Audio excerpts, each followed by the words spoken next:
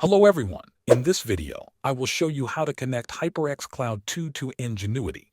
Start by making sure your headset is compatible. The software only works with the HyperX Cloud 2 wireless model.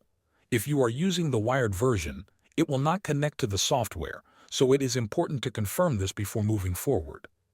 Next, go to your computer and open a web browser.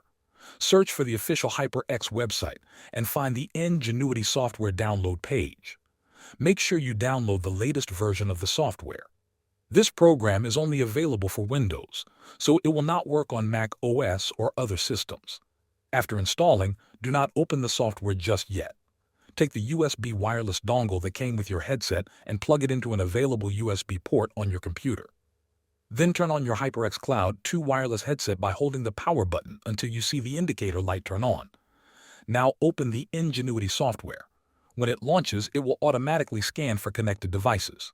Give it a few seconds to detect your headset. If everything is set up correctly, your headset should appear on the main screen.